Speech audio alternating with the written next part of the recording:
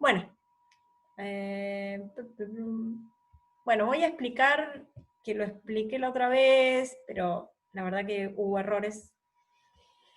Voy a reexplicar el ejercicio 6.5, el problema 6.5, que es un ejercicio de transitorios, y lo voy a encarar distinto a como lo había sugerido, y esta versión ya está corregida en la página. O sea, en la clase donde estaba este ejercicio ya hay una versión corregida. Bueno, es un ejercicio que conviene utilizar corrientes de ramas y no de mallas, por una cuestión ahora van a ver de las cuentas que voy a hacer. Se puede hacer porque al tener una única fuente es posible decir, bueno, sale una corriente I1 de acá y llega a este nodo y se bifurcan dos corrientes I2 y 3, de manera que I2 más I3 suman I1. Hasta acá, nada. O sea, ya arranqué con el coso cerrado para evitar líos, porque si yo no cierro el coso y me quedo acá solo, esto nunca empieza a actuar. Y entonces me había enroscado con eso y llegaba algo incoherente. Entonces directamente arranqué con esto cerrado. Y acá planteamos un poco, tengo que confesar, inspirada en la clase que dio Susana Landau, o la sugerencia que dio Susana Landau en la otra cátedra, planteé dos recorridos de mallas. Y ella sugiere este recorrido y este recorrido que puse acá, ¿por qué? Porque o sea, cuando uno dice, bueno, tengo dos mallas, bueno, entonces hago dos recorridos y en general uno usa este y este. Pero en realidad, si uno usa dos recorridos independientes, de manera que, o sea, no usar este así y este para el otro lado, porque ahí sería dependiente, sino dos recorridos que me lleve a un sistema de ecuaciones independientes. Si yo logro hacer eso, lo puedo hacer como quiera, tengo libertad, digamos, de elegir los recorridos, y lo que sugería Susana en la otra cátedra es que si yo hago este recorrido así, que marqué acá, lo que me estoy sacando de encima es la bobina, entonces me queda solo una ecuación lineal en las corrientes sin derivadas. Y después, haciendo este recorrido acá, tengo una ecuación con las derivadas. Entonces, lo que hice fue escribir, por ejemplo, si hago este recorrido acá es 100 volts menos I1 por 5 ohm, menos I3 por 10 ohm, y listo. Todo esto igual a 0. En cambio, cuando hago acá es, como voy en contra de la corriente, es 2 Henry por dI2 dt, como voy en contra de la corriente es una subida, más I2 10 ohm, menos I3 10 ohm. Y además, o sea, tengo dos ecuaciones con tres incógnitas y además tengo la ley de nodos. Listo, tengo un sistema lineal de ecuaciones con tres incógnitas. Bueno, pasamos a resolverlo. Lo primero es que de acá es fácil sacar la relación de I1 en función de I3, despejo, si no me equivoqué en las cuentas, las hice varias veces, creo que están bien. Esta es la relación, y acá, fíjense que en la ecuación diferencial tengo metida I2 e I3. Entonces, lo que tengo que hacer es despejar esta I3 en función de I2 o esta I2 en función de I3. Con lo cual, con esta ecuación, si yo tengo I1 en función de I3, puedo sacar I2 en función de I3 o I3 en función de I2. Por eso es que saqué acá I1 en función de I3. Entonces reemplazo con I1 en función de I3 acá, y despejo I3 en función de I2, simplemente porque I2 está metida en la derivada. Acá la tengo en un solo lugar, entonces elegí esa sustitución, pero puedo elegir la que quiera. Bueno, entonces si yo pongo esta ecuación, acá adentro, me queda que I3 tiene esta relación con I2. Después ustedes chequen las cuentas, yo insisto que las hice varias veces, pero debería dar bien.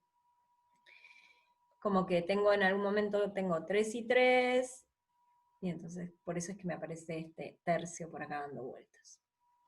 Bueno, entonces ya acá tengo I2, I2, y acá tengo I3 en función de I2, o sea que me queda una única ecuación, ¿no? Con una incógnita. Y es una ecuación diferencial.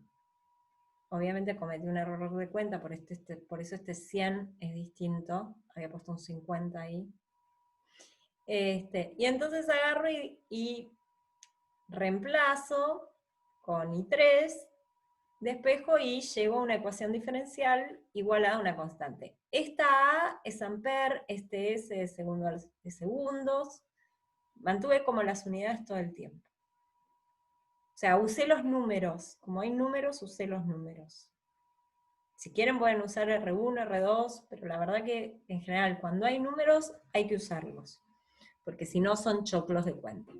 Bueno, esta es una ecuación diferencial de orden 1, igualada a una constante, con lo cual, o sea, inhomogénea, con lo cual se divide en una solución, o sea, la solución de esta ecuación es la superposición de una ecuación particular, que va a ser una constante, y una solución homogénea. La particular, si hacen la cuenta, es 5 amperes, y la homogénea, esta es una de ampere, es una amplitud B1 por E a la menos 20 tercios, segundos a la menos 1 por T. Bueno, EI3 e I1 tienen esta relación. O sea que de acá de alguna manera saqué I2, me queda por sacar B1. Pero como todavía no planteé las condiciones iniciales y ahora vamos a ver cuáles vamos a plantear, entonces estoy así. Yo sé que I2 es esto. I3 es 20 tercios de ampere menos un tercio de I2. O sea que me da esto que está acá. Después, I1 es I2 más I3. O sea que es sumar estas dos. Sumar esta con esta. Me da esto. Y la única condición inicial, porque como bien dijo Facu la otra vez, acá tengo una ecuación diferencial de orden 1. Con una condición inicial me tiene que alcanzar. De hecho, tengo una sola constante que ajustar, que es B1. Por eso es que me estaba dando mal la anterior, porque tenía dos condiciones iniciales inconsistentes. Entonces, directamente lo que voy a poner acá es que I3 vale 0. Cuando está abierto, lo que yo sé es que I3 vale 0. Si I3 vale 0, B1 vale 5 amperes. Entonces, fíjense que a T igual 0, I1, ¿sí?, va a valer, bueno, un número acá que tengo que hacer la cuenta, pero creo que me da igual que, no, vale 10 amperes, I1 vale 10 amperes, no, 10, 30, no, 40 tercios de ampere. E I2 vale a T igual 0, 10 amperes. No. Hay alguno en algún lado está mal. 30 más 10. Bueno, después lo vemos. Bueno, fíjense eso. ¿E1 te da 5 amperes? ¿Está mal? No sé, la ecuación de I3 no es 5 amperes menos un tercio de B1. ¿No debería ser 3 Ah, veces? 15, ¿no? Me 15. parece que sí. Sí, Espera ahí un dice. cachito. Ahí está. Sí, 15. Ahora sí. Bueno, entonces tenemos que ver si lo arrastré en algún otro lado. No, porque ahora sí mejor, porque si no, no me cerraba. Bueno, tengo que el corregido también subirlo ahora. La corrección del corrección. Bueno, pero mejor que esté bien que esté mal. Bueno, entonces 15 amperes, claro, porque acá para 0 es un tercio de B1 igual a 0, entonces sí, 15 amperes. Entonces, si pongo 15 amperes acá, dividido 3, o sea, I1 a T igual 0 vale 20 amperes. E I2 a T igual 0 también vale 20 amperes. Y eso está bien. ¿Por qué? Porque cuando a T igual 0, la corriente que circula en la rama 1 tiene que ser la misma, en la malla 1, perdón. Tiene que ser la misma. Y 1 y 2 tienen que ser la misma. O sea, eso es lo que no me cerraba, que a T igual 0 no diera igual. Bueno. Y acá, entonces, creo que acá hay una cosa que está mal, que es 15. De todas maneras, no creo que moleste demasiado. No le den bola a los números, denle bola a los conceptos. De todas maneras, creo que mucho no va a hinchar y ahora les comento por qué. Otra de las cosas que pregunta el problema, que alguien me había preguntado por mail, es que hay que comparar el trabajo de la fuente, que entrega la fuente, con el trabajo, con la energía que disipan las resistencias. El trabajo que entrega la fuente, ¿sí?, es la corriente que pasa por I1 por la caída de tensión integrado en el tiempo. Te dicen a lo largo de 10 segundos, o sea que integras entre 0 y 10 segundos. ¿Sí? I1, a ver qué está mal acá. Bueno, acá tiene que ser acá es 10 también, ¿eh? O sea, acá hay un lío con este valor y con este valor, después lo voy a corregir por este error que me mandé con B1. O sea que lo que ustedes tienen que hacer es meter la I1 correcta que corregí y ponerla acá, ahora después yo lo corrijo. Multiplicarlo por 100 volts e integrarlo. A mí me dio esto, 13.333, pero da más grande todavía. Esto no, o sea, las partes exponenciales no se gastan demasiado, porque cuando las integran, realmente los tiempos, este valor era la menos algo, era la menos 200 sobre 3, es muy bajo respecto a los números, respecto a estas cantidades que tenemos acá, que no son números enteros, digamos, pero respecto a estos valores. Entonces, realmente esto es 10 a la menos 30, no jode, digamos, no me cambia estos valores. Con lo cual, lo desprecian directamente. Ahora, para calcular la energía que disipa no la fuente, sino, espérame, la energía que disipan las resistencias,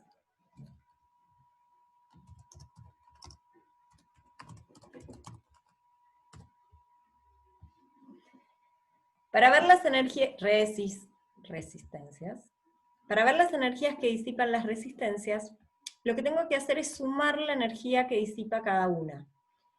Y tengo 3 resistencias, tengo I1, I2 e I3.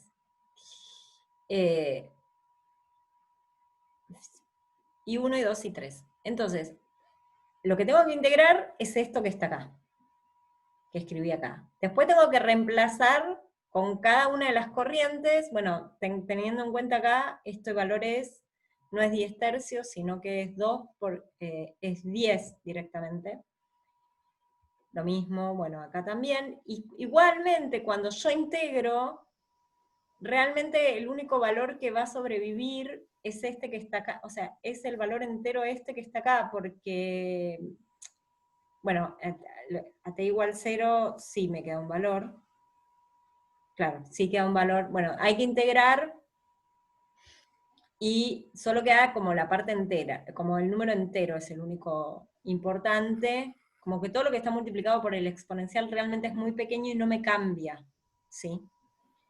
Lo que pasa es que como estoy integrando entre 0 y 10, cuando integro en 0, esta exponencial vale 1. Entonces ahí sí importa, y no esto que vale 10. Entonces, bueno, hay que hacer la cuenta, pero la cuenta que tienen que hacer es esta de acá. Y lo mismo con I2, me parece que es eso, que no puse la parte cuando evalúe en 0. Así que estas cuentas no le den bola, después yo las hago bien, pero la integral sí está bien escrita. Y lo que tienen que notar es que la energía que disipa las resistencias son menores que la potencia que entrega la fuente. Lo que quería mostrarles además es lo siguiente.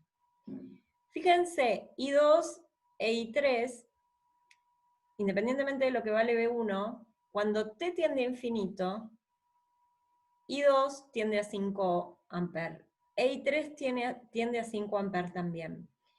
Y no está mal eso, porque cuando T tiende a infinito, es decir, que la corriente se termina de estabilizar, ¿sí?, la inductancia actúa como un cable. Entonces, esto es como tener una rama con 10 ohm, y esto es como tener como una rama con 10 ohm. Entonces tengo 2 ramas en paralelo con iguales resistencias. Entonces es recurrente que la corriente que circula acá y la corriente que circula acá sea la misma. Y estas sumadas me tienen que dar 10 ohm. Bueno, y es lo que ocurre, ¿no? sí que, a ver, hasta acá, salvo las cuentas, los planteos obviamente están correctos, salvo las cuentas, acá y las cuentas acá, el resto está bien, con esta corrección que hice. Entonces, bueno, me parece que quedó mucho más, creo y espero que quedó mucho más claro de la discusión que tuvimos la vez pasada, pero no quería quedarme con esa discusión y seguir hablando y tal vez diciendo algo que los podía confundir más. ¿Preguntas?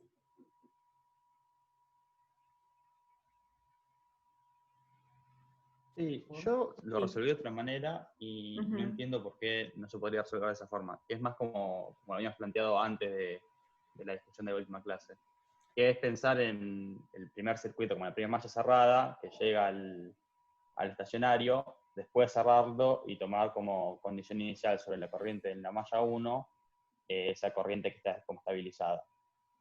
Porque hice todas las cuentas y no me queda nada que me parezca como inconsistente o raro. ¿Y cómo te queda? ¿Qué te queda como la corriente inicial? ¿Cuál es? Porque tal vez me equivoqué yo en las cuentas, pero te juro que las vi venir. Porque yo pongo una condición sobre I1, porque en realidad yo lo resolví con mallas, no de esta forma, y tomé las mallas como las más tradicionales, como la Sí, primera de está la izquierda y bien. después la segunda malla. Y tomo condición inicial sobre la corriente de malla 1, 20 tercios amper, que era lo que habíamos sacado Claro, pero es la 20. primera vez que... Claro, pero fíjate que acá hay uno. A T igual 0 es 20 amperes. No es 20 tercios de amperes. No, Acá, pero por en eso, yo tomé una ese. condición como yo tomé una condición distinta, porque yo tomé como el circuito abierto, que la segunda malla yo no la tomo, llego al estacionario, el estacionario en la inductancia se comporta como un cable, y ahí tengo una corriente estable de 20 tercios de amper en la primera malla. Después a tiempo cero cierro, Claro, y pero creo que ahí... ahí está el error. Pensar que la corriente a tiempo cero pasa de 20 tercios de amper, porque acá la corriente a tiempo cero es 20 amper. Hay un salto de corriente. Hay un proceso que ocurre que al pensar directamente que esto es un cable no está bien. No sé si Facu quería hablar, que tenías muteado el micrófono, si no yo tengo como una idea de lo que puede estar llegando a pasar, que es que si vos planteás como condición inicial, o sea, lo que planteamos ahora, que es que I3 es igual 0, a tiempo cero es verdad que pasa eso, porque es justo en el momento en el que cerrás, pero la corriente I2, o sea, la corriente que pasa por la otra malla, cuando vos cerrás, no sabés realmente qué pasa, porque tenés el salto de que justo estás cerrando Claro. la otra rama. Entonces Es no podés plantear eso como la condición única inicial. información que tenés es que no hay corriente inicialmente. Exacto, ¿no? Es muy delicadito. Sí. Facu, ¿vos crees? No, es eso, es un poco lo que dijo Santi, es cuando uno cierra la llave, está haciendo una aproximación, es decir, que la llave se cierra en tiempo cero, ¿no? Entonces, eso naturalmente va a tender a introducir una discontinuidad en tus corrientes. Esa discontinuidad a veces se salva cuando uno tiene algún elemento que demore, como un capacitor o una inductancia, en la rama en cuestión, pero acá no. Acá el inductor, digamos, está en una rama distinta a la llave. Entonces, termina habiendo un salto. La duda que tuvimos la clase pasada, más que nada, fue dónde será ese salto, en I2 o en I3. Por lo que planteó Andrea ahora, que me parece que es lo más razonable en el fondo, vemos que el salto lo tiene I2, digamos. I2, si uno lo piensa, que viene del T menos infinito, uno vería que I2 viene como 20 tercios de amper, como dijo Pedro al principio, porque está en un circuito cerrado donde la segunda rama, la rama 3, digamos, no existe, y el momento en el que la cierra, ¡pum!, baja de 20 amper a 20 tercios de amper. ¿Es poco físico? Sí, porque nosotros sabemos que todo circuito en realidad también tiene una capacitancia y una inductancia extra que te van a introducir esas demoras que les comentaba y que van a hacer que la función termine siendo más bien continua. Igual, Ese Pedro, proceso... sí. Sí, perdón. No, que es culpa nuestra, es culpa mía, digamos, que yo lo resolví mal la primera vez y te metí la confusión, ¿eh? O sea, no, No, sí, me hago cargo mal, o sea, sí, seguí. no, está bien, no, pero yo decía más que nada como que no se sorprendan, esto parece poco físico, y es cierto, tipo, que sea tan discontinuo el salto en el tiempo es medio raro, uno está acostumbrado a que las cosas sean continuas, pero lo que estoy tratando de comentar es que esa discontinuidad es un proceso muy rápido en realidad, que ese salto estaría dominado por alguna capacitancia interna o inductancia extra, digamos, del circuito que nosotros no estamos considerando. Pues si nosotros realmente consideráramos que este circuito tiene una inductancia y una capacitancia, que insisto, todo circuito tiene, por chiquita que sea, veríamos que el proceso sí es continuo. Nosotros estamos despreciando porque asumimos que ese tiempo en el cual la corriente salta de 20 amperes a 20 tercios es muy corto ese tiempo, pasa infinitamente rápido. Nada, es como para cerrar un poco el dilema físico que al menos yo tuve cuando vi esto, diciendo, ¿cómo va a ser discontinuo esto? No puede ser. Creo que uno lo salva diciendo eso. En realidad hay una capacitancia y una inductancia, pero lo estamos ignorando, entonces hagamos el precio con una discontinuidad en las corrientes. Exacto. Bueno, es eso, como que sirve para aprender aunque sea eso, que no es que la corriente, está bien que la corriente era 20 tercios, pero es mentira que la corriente esa sea la situación inicial del problema, sino que la corriente salta. Digamos, es como la conclusión final que sacamos. ¿Ayuda, Pedro, lo que contestamos o no? Sí, hay un solo detalle que me pasa. La corriente que pasa por la resistencia de 5 ohms. Sí. Que también, ¿qué pasa con eso? Porque si nosotros asumimos que está Y bien es el la dato misma de... que sí. Pero Pero porque pará, también hay un salto en esa corriente. claro. Sí, igual Ah, están, está bien. ¿no? Como claro, están como vinculadas, ¿no? La corriente que Sí, pasa sí. por acá es I1 menos I2. Sí, salta todo. Sí, sí, Claro. sí. Sí, porque están vinculadas. Lo que sí vos lo podés resolver con mallas, este recorrido lo puse yo porque me parecía que era una sugerencia interesante, además verlo de otra manera. Bueno, no siempre el camino derecho es como tal vez el mejor. Y igual nada, o sea, era hacer una cuenta, si vos haces una suma ahí, se te va a la parte diferencial. Pero vos lo que tenés que hacer es como vos lo resolviste, pero solamente que poniendo la condición inicial que I2 vale 0 a t igual 0. Y ahí sale. Ahí Sí, sale igual que esto. yo veo, comparé un poco los resultados y veo que creo que da exactamente al punto que tomas la condición inicial. Exactamente. El O sea, la problema es única con la diferencia en condición realidad es esa. inicial. Exactamente. Exactamente. Y las cuentas después que hay que hacer son estas. Pero bueno, lo quería aclarar porque había quedado colgado este. Y bueno, y vamos a pasar al integrador. Muy bien, muchas Perdón, preguntas. ¿puedo hacer una Sí, consulta antes? sí, obvio, obvio. Es que me parece que ya lo respondieron, pero me sigue no gustando nada, digamos. Si yo tengo un inductor en la rama donde está I2, ¿cómo puedo admitir un salto? Porque, porque I2, como de alguna manera, la inductancia no tiene, pero bueno, claro, vos decís porque está la derivada. Claro, o sea, estoy teniendo un cambio. Quizá no debería poner una condición inicial en I3 y una condición en la derivada de I2 e intentar resolver así. Va, no sé si eso es posible. Tendrías dos condiciones para una ecuación de Para orden una 1, ecuación eso es de lo que te orden mata. 1. Eso no va a ser consistente en general. Te va a estar, ¿cómo se llama? Subdimensionado tu problema. Sub lo que sea. Tenés más condiciones que ecuaciones. Entonces, Igual, a ver, te voy a hacer un variado. truco que es para matarme, pero a ver, vos estudiás el problema a T0 o más, digamos. Una vez que ya la llave la cerrás y empezás a ver a partir de eso, ¿no? Como que desconocés lo que pasó antes. De todas maneras, los circuitos reales tienen capacitores, por ejemplo, que esos cambios de corrientes súbitos son absorbidos. ¿Sí? Acordate que el capacitor era un filtro era un filtro pasa bajo, digamos que las frecuencias altas, que eran esas cosas bruscas, se absorbían, digamos, se filtraban. Eso es un problema. A ver, la respuesta que te doy excede el enunciado de este problema, ¿no? Lo que hay que de alguna manera, pero es eso, es pensar que yo voy a T0 más. digamos, cierro a t igual 0 y me importa qué es lo que pasa de 0 para adelante. ¿Se entiende? Sí, está bien. O sea, es una cuestión medio de enunciado, quizás.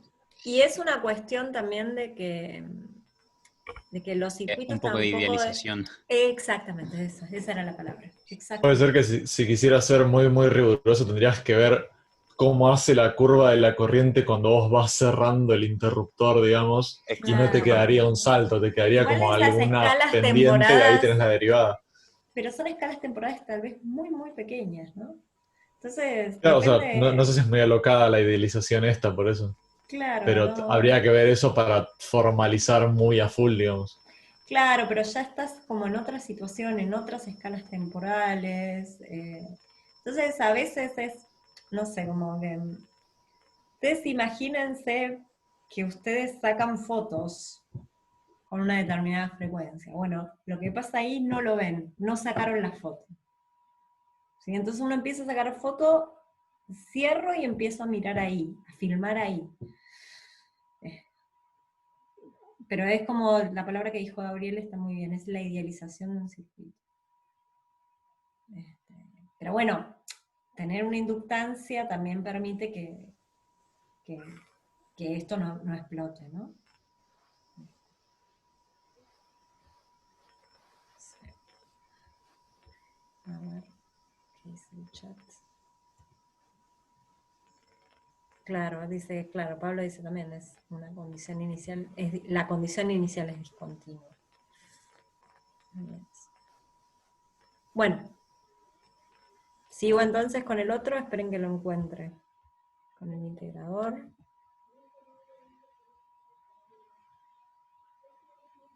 ¿Cómo se hace esto? Esperen que...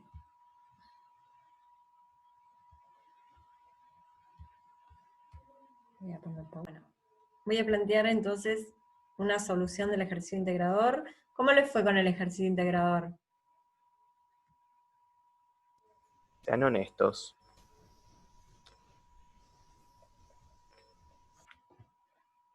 ¿Nadie dijo nada? ¿O están hablando en el chat y yo no lo veo? Tomás dice que re mal. Re mal. Sí. Chan. Bueno, voy a resolverlo entonces, para que nadie sufra. Dado el circuito de la figura, se mueve con velocidad uniforme V0. Todo el tiempo se mueve con velocidad uniforme. Se cierra la llave a un tiempo inicial T igual 0. Teniendo en cuenta que esta distancia que está acá, dividido la velocidad al que se mueve, que me da un tiempo, o sea que es el tiempo que tarda en llegar de acá a acá, es mucho mayor que L sobre R. Ahora vamos a ver por qué me da ese dato. Entonces, lo primero que me pregunta es la corriente en el circuito antes de que ingrese a la zona de campo magnético. Bueno, o sea que si está fuera de la zona de campo magnético, yo veo un circuito, obviamente con esta llave cerrada, que no la puse acá, pero un circuito transitorio de principio de la guía, 6. Está cerrado acá, ¿sí? Y bueno, entonces, me pone muy nerviosa ver que no está cerrado el circuito y está circulando una corriente. No lo puedo tolerar. Ahí está. Ahí está. Bueno, lo cerré medio mal, pero bueno. Me pone mal. Perdón, chicos, cada uno tiene lo suyo. Bueno, lo cerré medio mal, pero está cerrado.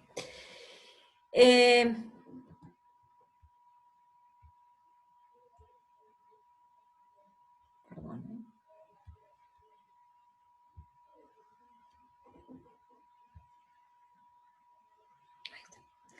Entonces lo cierro y empieza a circular una corriente. Entonces, si el sentido del recorrido de la corriente y el sentido del recorrido yo lo pienso que es como lo marqué en esta flecha, bueno, es V menos I por R menos L de I de T, igual a 0.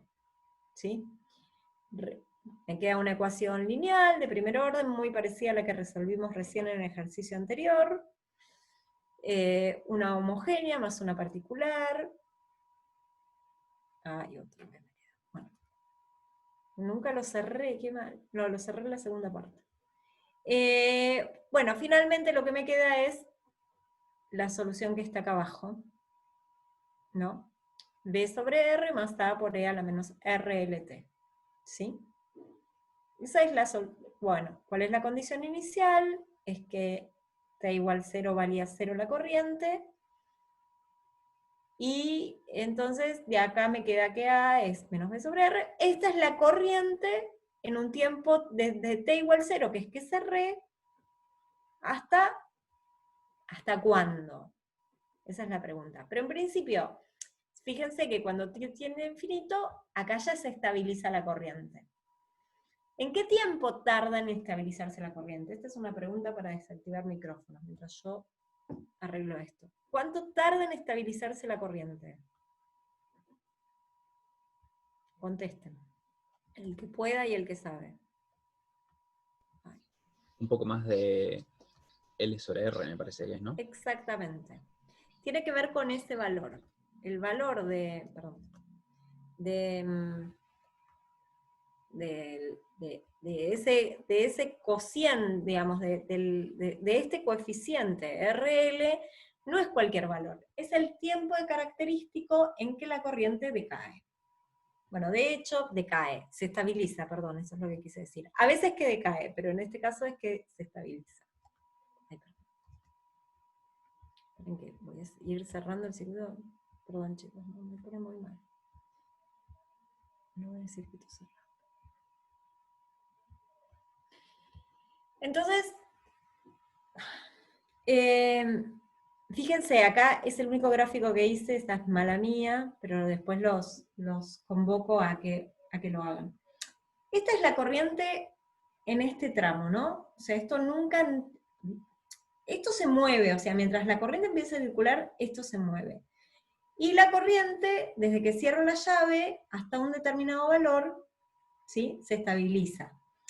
El valor L sobre R es este valor que está acá, o sea que pasado un valor L sobre R es el tiempo en que esto decae 1 sobre E. Y entonces es que esta variación empieza a ser menor, dada por el exponencial, y entonces empieza a tender, digamos, a ese valor estable, digamos, como que, fíjense que a L sobre R está en 3 y algo, y el valor estable es en 5, ¿no? Entonces, es como el valor al que empieza a establecerse. Pero el dato que me da el problema, y que no me lo da por cualquier razón, sino que me lo da por algo, es que T es mucho mayor que D sobre B0. O sea, que el dato que me da el problema es este, que D sobre B0 es mucho mayor que L sobre R. Y L sobre R es este tiempo que está acá. Entonces, si yo estoy en un T mucho mayor que L sobre R, esto que tendría que haber puesto acá, si yo estoy en un T mucho mayor que L sobre R, estoy por acá. Y si estoy por acá, entonces esto se estabilizó a B sobre R. O sea, esto que está acá tiene que ser L sobre R. Entonces, como el tiempo que tarda en llegar acá es mucho mayor que L sobre R, cuando esta espira llega a la zona de campo magnético, ya tiene la corriente estabilizada. Y la tiene estabilizada en este valor. ¿Queda claro por qué me da ese dato el problema? ¿Preguntas? O sea, quiere que estés en el estacionario, digamos. Exactamente, eso es lo que me está diciendo. Es equivalente que me diga, cuando entra a la zona del campo magnético, la corriente está en régimen estacionario en el circuito. Eso es equivalente. Pero me lo dijo de otra manera. Entonces, bueno, estoy en la segunda etapa. Entonces, en la primera etapa cerré la llave y sé cuál es la corriente en función del tiempo que se está acá. Estoy en una segunda fase, como es ahora la palabra que está de moda. Insisto que esto es L sobre R, lo que quise poner acá y no D sobre B0, después lo corrijo en lo que subo. Y en la segunda fase, la espira empieza a entrar en la zona de campo magnético, siempre con velocidad constante. Nunca había dado este dato, pero supónganse que los datos geométricos de la espira lo conozco, es L esto, L por L, si es cuadrada, rectangular, sea como sea, los datos geométricos los conozco. Y entonces comienza a ingresar en una zona de campo magnético. ¿Qué ocurre? ¿Qué va a ocurrir? Bueno, empieza a concatenar campo magnético, empieza a ver como un flujo acá en esta zona, ¿no? En esta zona no y en esta zona sí. Y como se va moviendo, ese flujo va aumentando, o sea, hay una variación de flujo, ¿sí? Entonces, si hay un cambio de flujo que concatena, ¿qué va a aparecer? Contesten con micrófono, por favor. O si alguno... Una FEM fuerza inducida. electromotriz inducida. Exactamente, una FEM inducida. ¿Y cómo va a ser esa FEM inducida? Esa FEM inducida la calculamos así, menos de phi de t. Y esa FEM inducida, ¿cómo va a ser el flujo? Bueno, acá lo que tiene Faraday es que, como lo vimos con esa famosa espira que rotaba, hay que meterle un poco de onda a la geometría, siempre. Bueno, entonces calculamos el diferencial, bueno, pero toda la materia es así, no es solamente Faraday. El diferencial de área, o sea, si yo elegí el eje X que empiece acá, entonces, de manera de que siempre esta región que entró, para mí es X, ¿sí? Bueno, y esta es L. Entonces, yo tengo que calcular este área, es el B0 en Z versor, dx, dy, también en Z versor, o sea, tomo la normal saliente. Entonces, por dx, por dy. dy va a estar entre 0 y L, porque siempre, ¿no? O sea, entra todo, o sea, no se tuerce nada, entra todo derecho. Pero X sí va aumentando, va entre 0 y X. Esto es una O, debería ser un 0. Entonces, A ver, ¿puedo hacer sí. una pregunta rápida, a ver si están atentos? ¿Qué curva y qué sentido de curva tomó para este problema? Capaz lo contás ahora, pero para ver si... No, después ahora me voy a meter con el signo de la FEM, pero igual. A ver si alguno se la juega. Yo por lo menos pensé como que sigue como viene la corriente. O sea, corté donde corta el campo magnético, ahí donde está el puntero, y después seguí el sentido que hace la corriente. Así, digamos. Aunque puede ser al revés, porque van por lo de Faraday. No, está bien, el sentido está bien, porque regla mano derecha te tiene que dar estás haciendo cosas así, es antihorario. Pero bueno, ahí está el dilema, porque, por ejemplo, Lucas dice que la curva es todo el circuito, y vos decís que es entre la línea punteada y bueno, cuando se intersecta la línea punteada con el circuito, digamos, esa sección como de la izquierda. Las dos son válidas, ¿no? ¿Por qué? O sea, las dos matemáticamente son válidas, no estamos de acuerdo. Exacto. Porque ¿cómo es el campo magnético acá? ¿Cuánto vale donde estoy ahora parada? Pero, Ahí sería 0. O sea, Bueno. para mí valen las dos porque en realidad es una cuestión de como redefinición, digamos. Es como que el flujo que tendría que usar con todo el circuito y el que tendría que usar con la curva chiquita es como distinto, digamos. Exacto. Si vos tomás toda la espira, bueno, perdón, el circuito, B es una función partida que vale 0 en una región y B0 en otra. Pero son iguales. Para mí físicamente tiene más sentido tomar todo el circuito, ¿no? Porque es donde yo sé que va a haber una circulación de corriente. Sobre la línea punteada en principio, creo yo, no va a circular ninguna corriente de cosas. La línea punteada es una frontera imaginaria, digamos. Claro.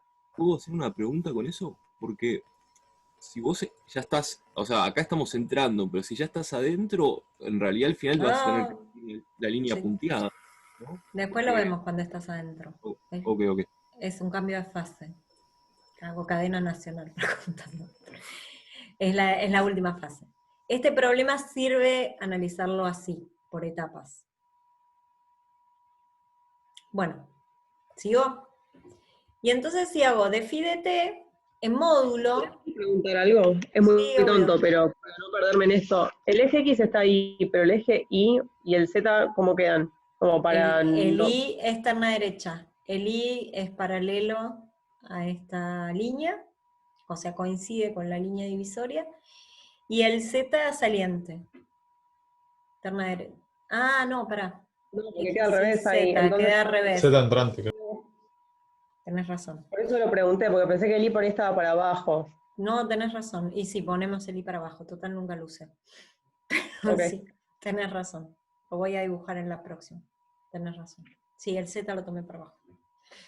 No, tenés toda la razón del mundo. Espero que no me traiga lío, ¿no? Pero creo que no me trae lío porque como el I nunca lo usé.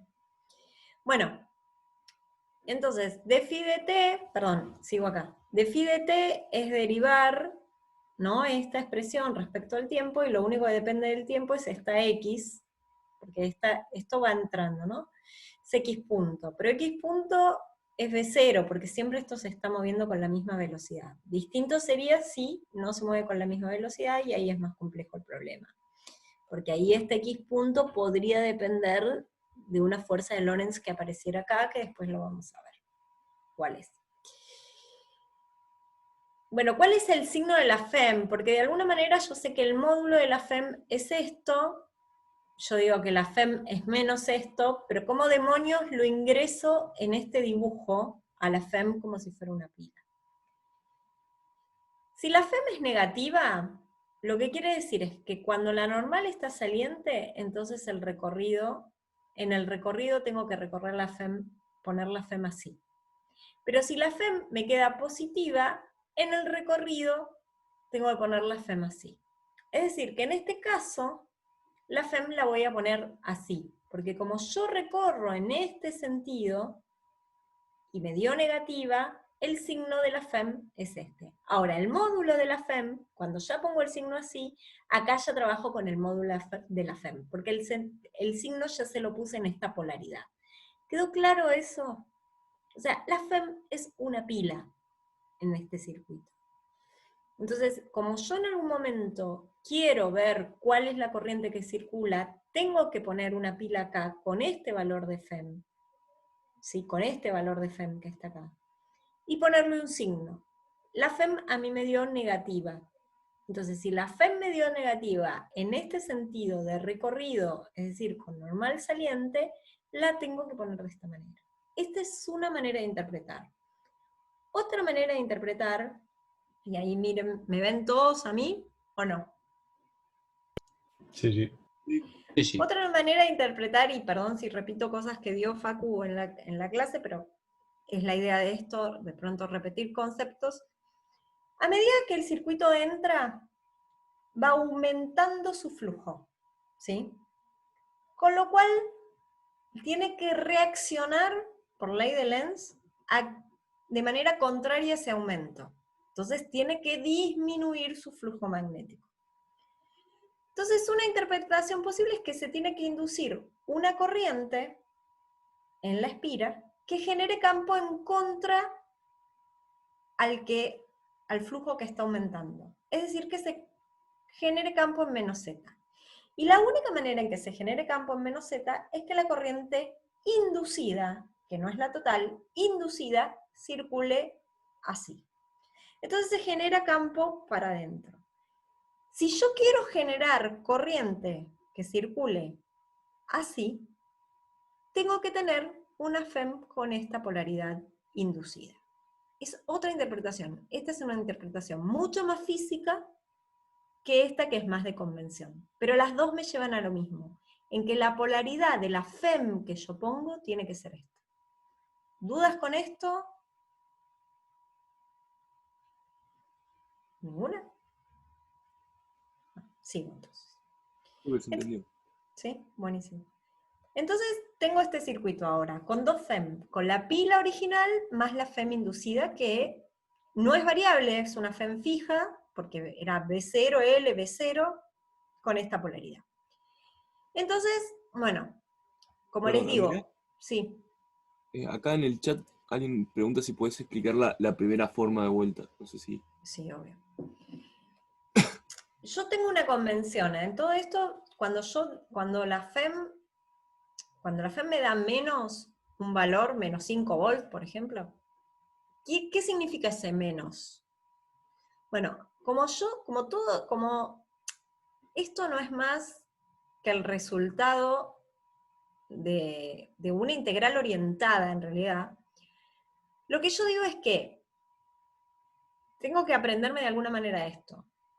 que si la normal es para afuera y la FEM me dio negativa, lo que quiere decir es que al yo recorrer así el circuito, con la normal hacia afuera, estoy recorriendo la FEM, la pila la estoy recorriendo de más a menos. Por eso es que me da negativa.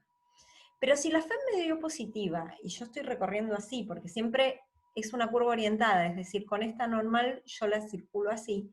Si la FEM me dio positiva, entonces estoy yendo del polo negativo al polo positivo. Entonces la FEM la tengo que orientar en el circuito con esta circulación de esta manera. Como a mí me dio negativa, porque este valor es totalmente positivo, es B0, ¿sí? Es positivo porque es en Z versor, o sea que B0 me dio un valor positivo, L es positivo porque es una distancia, y B0 también es positivo porque es el módulo de la velocidad, digamos, tanto B0, L como B0 son módulos. Sí, la FEM me está dando negativa. Entonces la FEM me está dando negativa es que estoy en esta situación, en que para normal saliente, y en este recorrido tengo que ponerla en este circuito donde lo voy a recorrer de más a menos. ¿Sí? El hola que preguntó en el chat. Sí, ahí dice que entendió. Perfecto. Bueno, entonces tengo una nueva fase, un nuevo problema. Y ahí yo me tomé el atrevimiento de volver a poner el cronómetro en 0 cuando empieza a entrar. Yo podría haber puesto, bueno, porque en realidad yo no, a ver, yo puedo calcular el tiempo en que tardó en llegar de acá a acá, porque es D sobre B0, pero para no tener que hacer corrimientos en el tiempo, apreté el cronómetro para cada una de las fases. ¿Sí? No me cambia el problema en lo más mínimo. Después si quieren lo corren todo y si quieren grafiquen la corriente en función del tiempo para cada una de las fases poniendo los tiempos correspondientes. Yo lo hice, yo seteé todo en T igual 0 para que fuera más fácil. Entonces, yo lo que sé es que cuando esto empieza a entrar, ¿no? O sea, bueno, primero la ecuación diferencial que planteo. Tengo ahora un circuito transitorio con dos pilas. Entonces planteo la ecuación diferencial. Menos, o sea, me queda B menos I por R, bueno, menos L de I de T, y menos esta FEM que es BLB0, ¿no? O sea, así me queda el circuito. Me queda el mismo circuito de la primera parte, porque el circuito no cambió, entonces su comportamiento no cambia, solo que ahora aparece una nueva FEM, que si ven, es contraria a esta FEM que está acá, por eso es que aparece con un signo diferente. Donde yo sé que a T' igual 0, es decir, cuando esto empieza a entrar a la zona de campo magnético, la corriente es la corriente que se estabilizó en la fase anterior, que era B sobre R. Entonces a T' igual 0, esto es B sobre R. Entonces me queda nuevamente una ecuación diferencial de orden 1, la misma que estamos resolviendo siempre, pero lo que cambia es la inhomogeneidad, o sea, va a cambiar las condiciones, va a cambiar la solución particular, pero la solución homogénea va a ser la misma. Y van a cambiar las condiciones iniciales, ¿no? Entonces, si uno ve y pone las condiciones iniciales,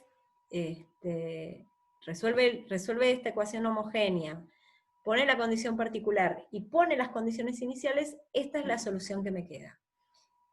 La tendencia es la misma, fíjense que cuando T', acá hay un menos, chicos, que no lo puse, que no es trivial. ¿Por qué no es trivial? Porque si no, esto crece indefinidamente, y eso no está bien. Bueno, cosas que pasan, errores de tipeo, ¿no? Tengo 42. Entonces, lo que yo veo es que cuando T' tiende a infinito, esto tiende a 0, ¿no? Y esto se termina estabilizando. Bueno, pero vamos a ver qué es lo que pasa, porque vamos a ver algo, que es qué pasa cuando... Bueno, nuevamente acá. Una pregunta. Sí. Ese B0, ese término, ¿no es un menos o yo estoy... ¿No va con menos B0L? No digo por la no ecuación tengo de las arriba, ¿viste? Que te cuentas. aparece con un menos. Y Porque, después en sí. algún momento tenés que poner acá BR. Porque se me ocurre que debería bajarte la corriente justamente Sí, te tiene que bajar. para T yendo a infinito porque tenés una diferencia, una fuente más chica, digamos. Puede ser, bancame un cacho, a ver. Sí. Porque la particular es la resta. Está bien. Puede ser, sí, puede ser que sea con un menos acá. Sí, mi ¿Alguien argumento lo era más hizo? Sí, ver, entiendo que como tenés pilas dando claro, está bien. En el estacionario, digamos, cuando pasa el al transitorio. sí. Como algo así. Puede ser, ¿eh? Tengo que chequearlo, pero sí, es probable. Como las pilas tienen polaridad opuesta, no puede...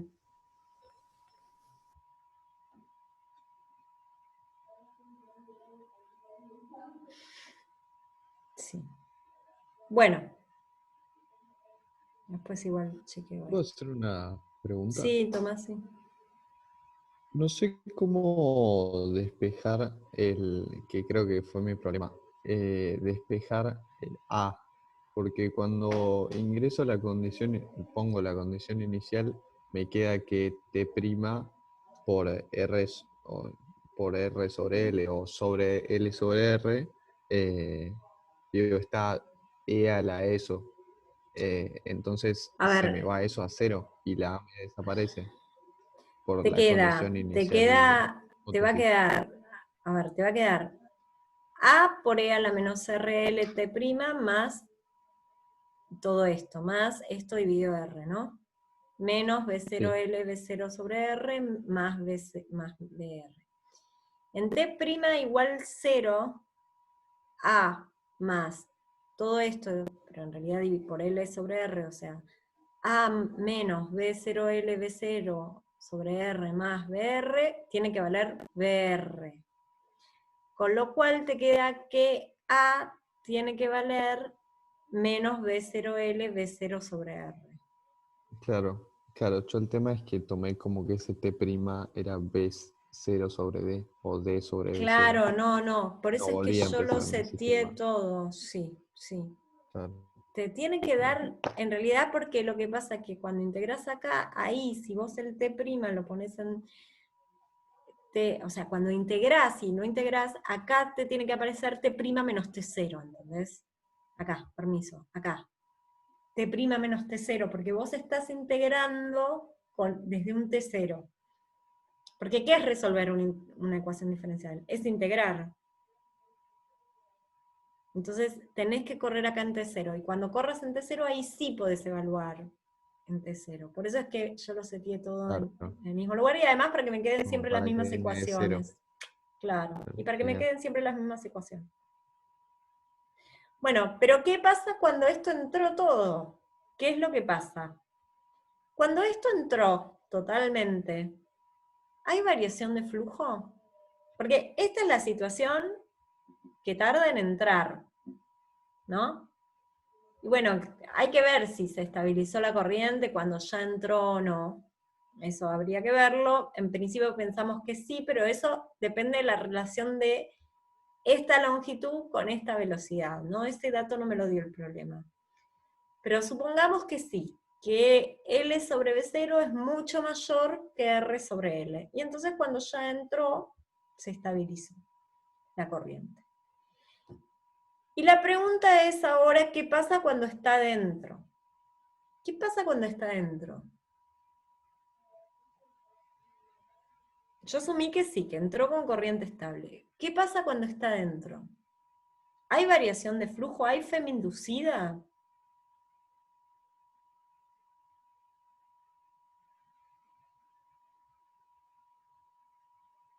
Hola. Hola. Sí, yo creo que sí, depende qué curva tomás. Eso a mí me sigue confundiendo un poco, pero supongo que podrías seguir tomando la curva como que tenga un brazo fijo en la línea punteada y que siga con la espira. Pero la espira en sí no concatena cambio de flujo. Una No es pregunta. como... Ay, perdón. No, tranquilo. Para lo que queda, digamos, para la izquierda, es infinito, ¿no? O sea, es un... Sí, es infinito. Ok, perfecto. No, A ver, para mí no hay variación de flujo. sí va a haber una fuerza de Lorentz. sí va a haber una fuerza de Lorentz sobre cada uno de los tramos, si querés. Pero si vos la integrás, da 0. Entonces no hay FEM neta a nivel integral. Ah, perfecto. Ok. Porque el Creo que B, además el B0 es constante. Entonces, sí, es verdad que hay fuerza de Lorentz. No es que no es verdad. Pero como el área es constante y el flujo, el campo es constante, no va a haber cambio de flujo. Pero bueno, sí tengo... Perdón, ¿puedo...? Uy, Sí, Gaby. Sí. no, perdón por interrumpir. No, quería hacer un comentario por lo que decía recién Lucas, porque él decía de agarrar una curva que sea, poner los 3 lados del circuito y unirlos con la línea punteada. Así. Pero en ese caso, yo también para analizar todo el circuito podría tomar otra curva más que sea la ramita que queda, la pila, digamos, y también conectarla como con una curva hacia también la línea punteada. Y entonces si tomo en cuenta los efectos de esas dos curvas, como que se anularían entre ellos, me parece. Exactamente. Y sí. entonces te daría 0 también Lo que el te efecto. importa es la variación, sí, exactamente. Sí, sí. Sí, por Es eso, que también, sos libre de perdón, tomar cualquier curva, pero lo que te importa es la variación. Sí. no es lo mismo que cuando estábamos fuera del campo magnético, que digamos, es como tener un B0 igual Exacto. 0 en ese caso, o sea, es lo mismo. Claro, exacto. No, pero acá no tenés B0 igual 0, ¿eh? No, pero me refiero a si estoy yendo por un campo constante, Sí, sí, sí. es como si estuviera yendo afuera que no tenía campo con un B0 igual 0, o Sí, sea, sí, en las cuentas es lo mismo. exactamente. Bueno, entonces planteo nuevamente, otra vez aprieto el cronómetro una vez que esto entró, entonces hablo de un T segunda. Resuelvo esta ecuación donde la condición inicial es que se había estabilizado la corriente con las pilas anteriores, es decir, asumí en algún momento que esto que decaía, que llegué, acá lo puse bien, sería allá lo puse. Bueno, entonces finalmente resuelvo esta ecuación para esta condición inicial, me queda esto, y cuando t tiende a infinito, toda la información del campo magnético se terminó de ir, digamos, o sea, un tiempo muy largo, ya, por más que esto estés avanzando en una región con campo magnético, ya la corriente perdió toda la información del campo magnético. O sea, sobrevive un poco cuando está entrando, cuando terminó de entrar, pero se termina de ir. Y termina siendo B sobre R. Obviamente todo esto depende de cómo es R y cómo es L. Ahora, otra de las preguntas que me digas es, obtenga la fuerza que se debe hacer en cada tramo sobre el circuito para que siempre se mueva con velocidad uniforme. Entonces, ¿por qué tengo que hacer una fuerza? Porque esto que en realidad no se mueve con velocidad uniforme solamente, no, es la respuesta. ¿Por qué? Porque va a aparecer una fuerza cuando esto entra, a ver, si yo, chicos, corriente circulando en presencia de campo magnético, fuerza de Lorentz, así, de una. Después veo si da 0, porque es paralela la corriente al campo, por si lo integro da 0 porque el campo es uniforme, después lo veo. Pero en principio, corriente en presencia de un campo magnético, aparece una fuerza de Lorentz. Carga en ese movimiento en presencia de un campo magnético, aparece la fuerza de Lorentz. ¿Sí? Después le hago el cálculo. Entonces, cuando esta espira empieza a ingresar en la zona de campo magnético, los tramos del circuito van a sentir una fuerza porque hay una corriente circulando en presencia de un campo magnético. Entonces, la corriente que circula, en realidad yo ya les voy a contar algo, pero lo pueden hacer. En este tramo y en este tramo, las fuerzas que van a aparecer van a ser en I menos I. Acá me apareció el lío con menos I. Bueno, lo tengo que ver. Porque acá debería ser I, pero bueno. Acá. Bueno. Pero en realidad, las fuerzas que aparecen acá, ¿sí?, se van a anular en los tramos horizontales. Pero en los tramos verticales va a aparecer una fuerza. ¿Sí? Acá el lío es que le puse I, y tiene que ser más I, según la terna derecha que tomé.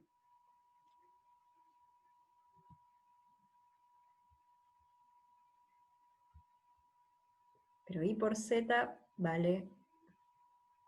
lo que pasa que como acá hay un menos, listo, ya está.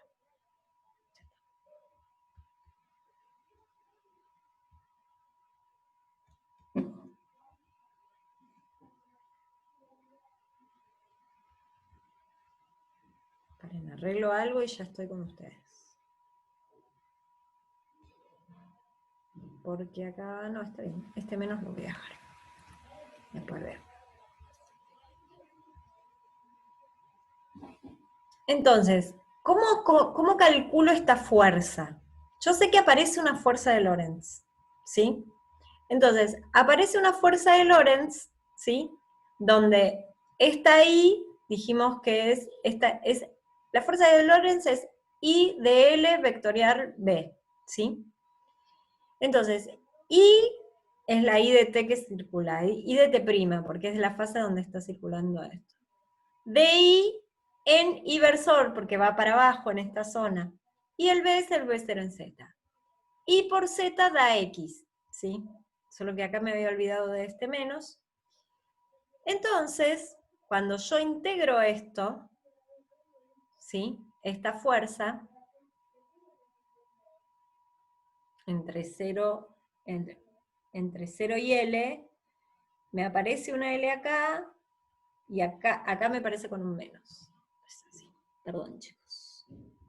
Me aparece con un más, y acá me aparece con un menos.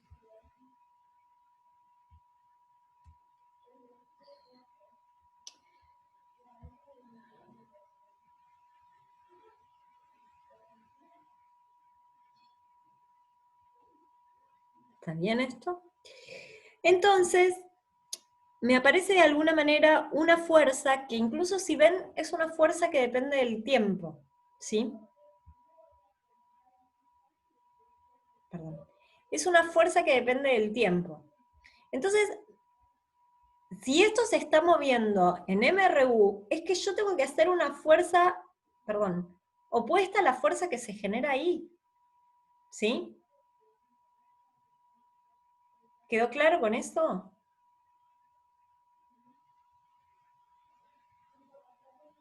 Incluso una fuerza que depende del tiempo, o sea.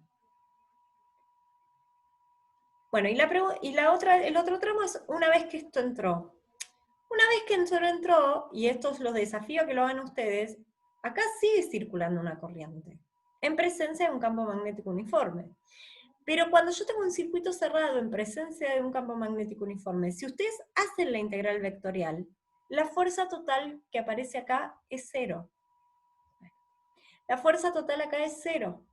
¿Sí? O sea que el único tramo en que el campo magnético le hace una fuerza al circuito es en este que está acá.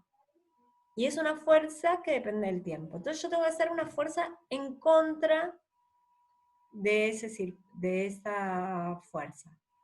Tengo que chequear un poco las cuentas, chicos, porque no me da que se acelere, que acá haya una fuerza positiva. Pero el planteo es este, ¿no? Es el único lugar donde IZ es importante. Te pregunto algo como para ver si estoy entendiendo bien. O sea, cuando vos estás entrando, inducís una FEM. Y por ahí lo podrías ver por conservación de energía. O sea, alguien tiene que hacer trabajo como para que aparezca esa FEM, ¿no? Se podría llegar a calcular. No, pero acá la pregunta es otra cosa. Claro, a ver, sí, a ver. Esa FEM hace un trabajo y vos la estás compensando para que esto se mueva con velocidad uniforme. Eso es el punto. Claro. ¿A eso te referís? ¿Así? Sí, sí. Exacto, sí, sí.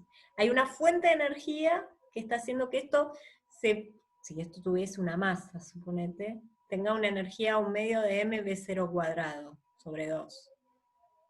Bueno, pero no, pero hay una energía que se está yendo también.